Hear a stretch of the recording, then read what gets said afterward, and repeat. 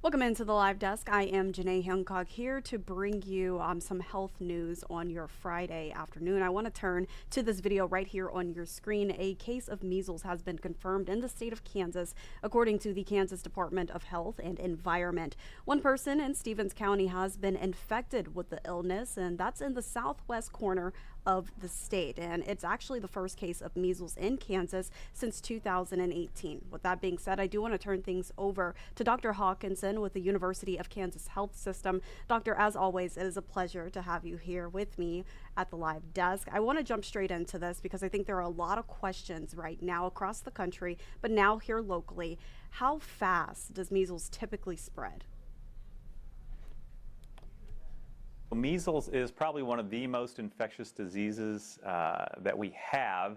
It can spread very easily through airborne means. So if somebody has it, they are expressing it out into their environment with just breathing, but also with coughing and things of that nature. The virus can hang in the air for up to 2 hours in that space. And so it can spread pretty fast. People would say that one person can possibly infect 18 other people if they are ill and spreading the disease. And you touched on it just a little bit, but tell me a little bit more about those symptoms. What should people be looking out for right now? Yeah, especially if you are unvaccinated or someone that you know is unvaccinated, the common symptoms you may look for would be things like fever, cough, runny nose, eventually the rash, of course, but those are going to be kind of really the main ones. Also maybe fatigue and just not feeling very well. And you talk about that rash. We can see it here on our screen right now. Who's most at risk, Dr. Hawkinson? What age group? And also, is it really just people who are unvaccinated? Yeah, I would say that is who is most at risk, those that are unvaccinated. Even if you've had one dose of vaccine, you will have partial protection, but it's really those people that are unvaccinated. And especially as we have seen now in the Texas and New Mexico outbreak, the vast majority of those people are unvaccinated. So those are the people that are going to be most at risk of getting the disease. Of course, if you have other people who are immunocompromised, they may be at risk even if they've received vaccines in the past, but that is another special population. Overall, we want to continue to emphasize that the most at risk are going to be those unvaccinated people.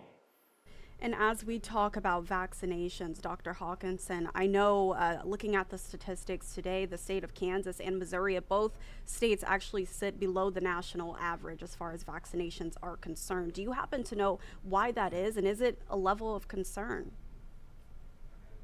It certainly is a level of concern. What we want for this disease is for 95% vaccination rate in a community, certainly in our whole country. That means that then if somebody has it, really the spread is going to be stopped because everybody around that person is going to be vaccinated and protected. So it is quite concerning that the vaccination rates are as low as they are. What that does is just lead to the ability for that virus to spread to other people that are unvaccinated because there is a greater proportion than should be for what we like to call herd immunity, and we've all heard and talked about that in the past.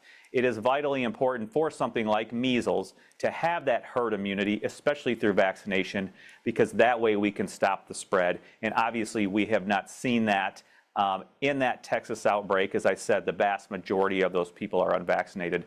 But now we also have to be concerned about our local communities and their amount of vaccine coverage, because there will be a significant number of susceptible people in these populations in and around our state and our region.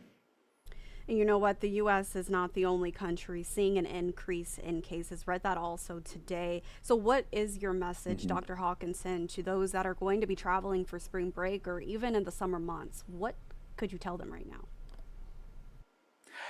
The easiest thing is be vaccinated. Be up to date with your vaccination. If you have concern, then try to get your vaccine records. If you are unable to do that, talk with your medical provider. Again, we know that the vast majority of people are probably vaccinated, probably have at least one dose. But we would consider people are protected, so will not get the disease if they were born before 1957 and if they have had 2 doses of MMR vaccine. You have some partial protection even if you've received 1. If you are unsure about your vaccine status, so you don't know or you don't have your vaccine records, talk with your medical provider. There is that ability to get titers drawn, so antibody levels, to see if you have protection. And if those are negative, you can certainly get a dose of the MMR vaccine. The vaccine is extremely safe. It's extremely effective at cutting down on disease rates. So if you're unsure, talk with your medical provider and try to get that sorted out. If you need an extra dose, if you need that protection, it is certainly okay to get the vaccine dose. Unfortunately, now we're also hearing about maybe some vaccine shortages, particularly in those particular communities where the outbreaks are, as in Texas and in New Mexico. So that is a concern as well. We want to make sure that we can protect the unvaccinated and try to get those people vaccinated as quick as possible to help stop the spread of the disease. And you touch on a good point right there. I have to bring that up. Are we seeing a vaccine shortage here locally as well? You mentioned Texas and New Mexico, but what about Kansas? Yeah, I'm not aware locally, but certainly that is a possibility. It's always a possibility now when you have something like this happen, and then there is a great demand for something which there may be just a low level of supply in the community, like MMR vaccine, and so when the increased demand goes there, they can't always fill it. Again, I'm not aware of any shortage currently at our health system or in our community, but we know it's a very real issue. It has been talked about, just as you said, so we need to monitor and keep track of that as well. Yeah, that's definitely something we're going to have to follow up with. But I think the biggest message here is get vaccinated, get your children vaccinated sooner rather than later, especially if you are going to be traveling in the coming weeks and the coming months. Dr. Hawkinson, thank you so much for joining me here at the live desk. And to all of our viewers, we have our 3:30 newscast coming up in about an hour. Have a great weekend.